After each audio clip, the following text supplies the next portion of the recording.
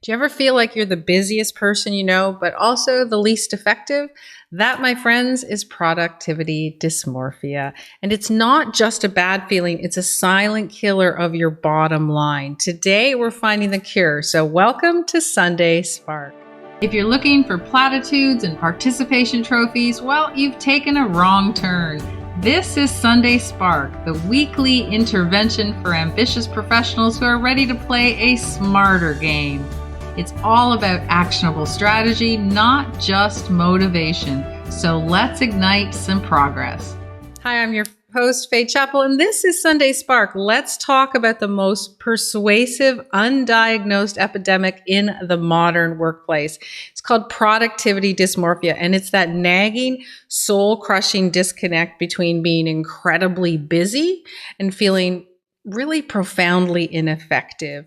Like you're a hamster on a diamond-encrusted wheel, right? You're running, you're putting in the hours, you look impressive, but you're not moving the damn car down the road. This isn't just a personal problem. It's the massive business problem that leads to burnout, stalled projects, and a culture of performative work. So let's talk about the difference between busy work and body of work and why your brain loves the wrong one. And let's talk a little bit about how you see this in the real world. We're going to talk about the rule of one, and we're going to implement a 5-minute shutdown ritual that will give you your evenings back. So if you're ready to trade the illusion of productivity for the feeling of actual impact, then let's get into it. For my entrepreneur friends, I worked with a founder. I'm going to call him Busy Brian. He was like the king of productivity dysmorphia. He was working 14-hour days. His calendar looked like a game of Tetris, and it literally had gone wrong, right? He was busy. He was busy raising capital, networking, managing his team, and ideating, right? Coming up with ideas. And when I asked him, what is the single most important outcome that you created last week? He couldn't answer. He was mistaking the motion, right, of forward movement, right? He was mistaking that motion, right? His business was stagnating because he was addicted to the feeling of being busy, but not getting results that were effective. So the intervention was really simple. It was brutal, but it was simple. We implemented the rule of one, and you might want to think about it for yourself today, because every single morning before opening his emails, before opening Slack, he had to define his one most important thing for the day. The one task that if he completed would literally represent a genuine win and move his core business objective forward. So that first week was agony for him. He felt unproductive because he wasn't answering every single email instantly.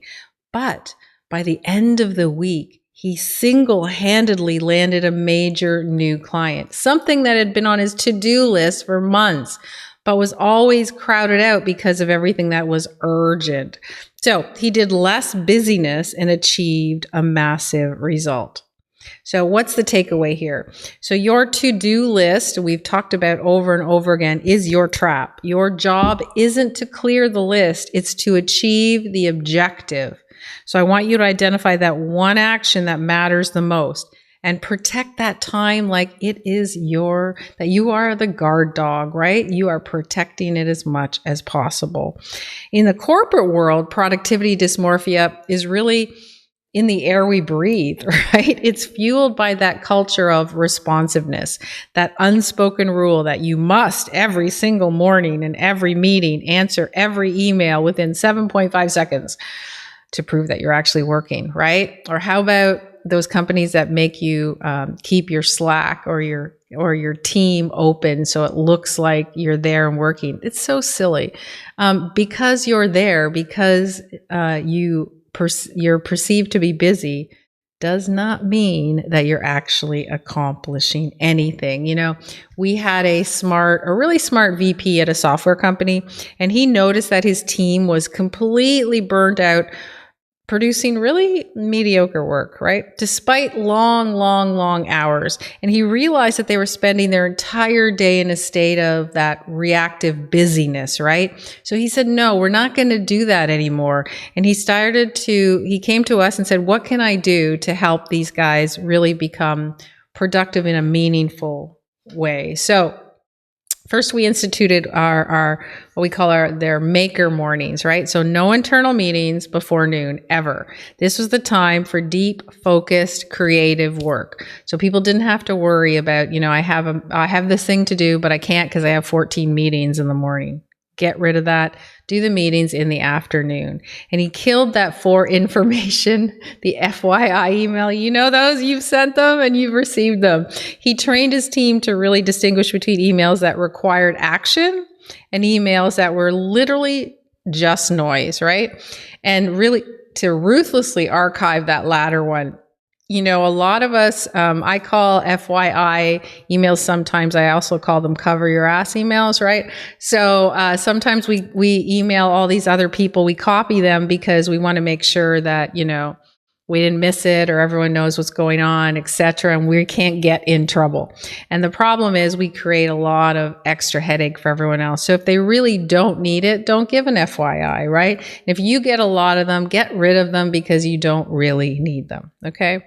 And then the third thing he did was he changed that number one question on his one-on-ones, right? So instead of asking, what are you busy with, which is what most bosses do, he started saying, what did you complete this week? And what are you really proud of? Like what really worked, instead of just saying what you're busy with. I know there's someone in my life that almost every day they ask me, so what are you up to? What are you working on today? And I hate that question. And it actually makes me feel ill when somebody asks me that, because I'm working on a lot of different things.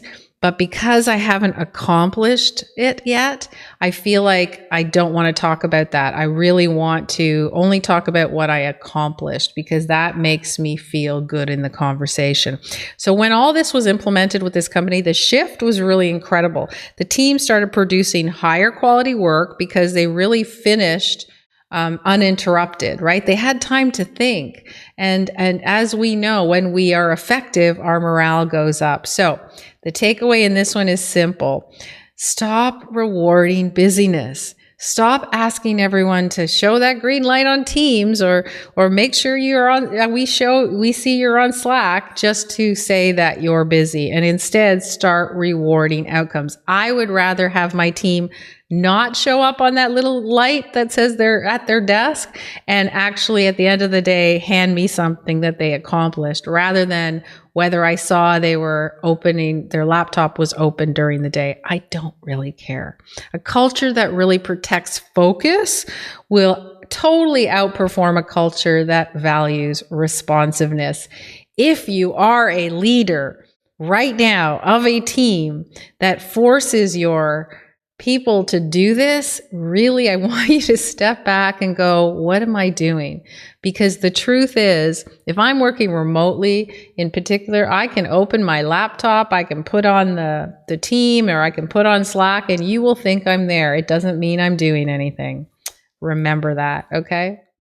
And then moving into your personal action, let's think about this as like your dysmorphia anecdote kit, okay? Because your personal life needs some of this too. I want you to really define your meaningful metric, right? So forget your to-do list. What is one metric or outcome that actually signifies a good day for you, right? For you.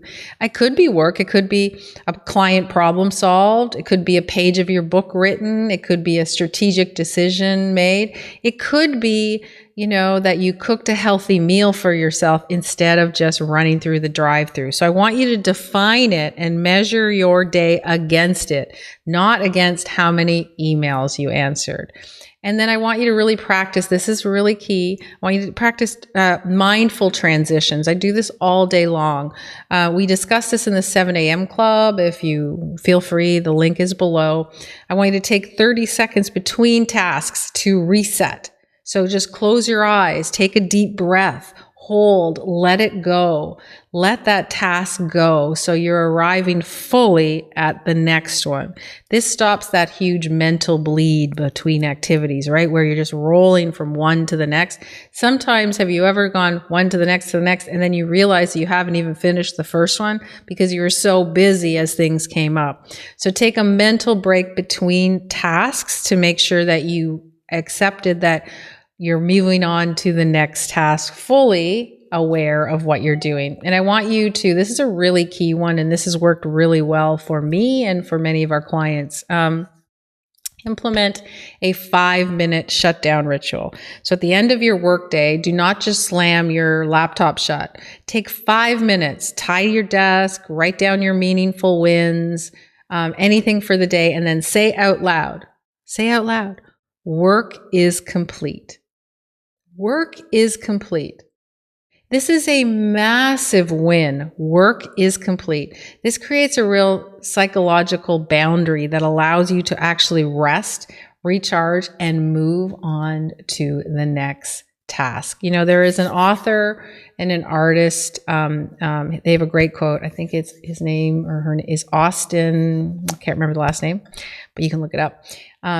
It's not the time, it's the energy. It's not the calendar, it's the focus. Right? Let's do that again. It's not the time, it's the energy. It's not the calendar, it's the focus. So stop managing your schedule and start managing your attention. That's where the real wins are. Managing your attention. You got that? So I'm going to ask you a question. You do not live in a state of productivity dysmorphia, okay? You do not live in that. You can choose to trade that addictive, empty calorie buzz of busyness for the deep, satisfying nutrition of effectiveness. So I'm going to ask you, is that something that you want to do? Can you relate to that? Because if it is, your action this week is simple. I want you to implement that 5-minute shutdown, right? Just for 3 days. Try it for 3 days.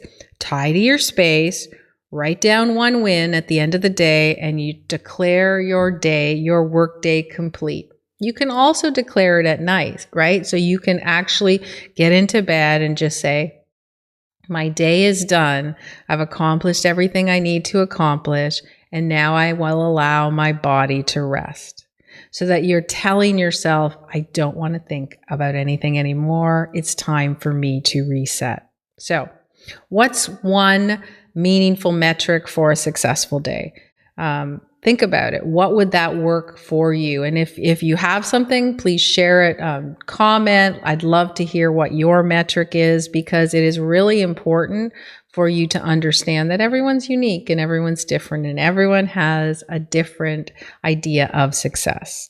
So this is really important. Last week, we started with the new year, which is September. This week, we tried to focus on ensuring that your productivity is in check, because next week, we want to get even more intentional. We're going to talk about being the author of your own story, you know, how to stop following that script and start really living or designing a life that you love, no matter what age. So it is never too late. I'm going to introduce you to my new podcast next week. It is never too late. Look in this space. Make sure you follow me, because it is something unique and powerful. And I want you to move forward with everything we've been doing. So I'm Faye Chappell. This was Sunday Spark. Stop being busy. Start being done. And there you have it. If this episode sparked an idea, your job now is to protect it from the committee of dream killers, including the one in your own head. I'm Faye Chappell. Go out there and make something happen. This episode was produced by the City Media Group.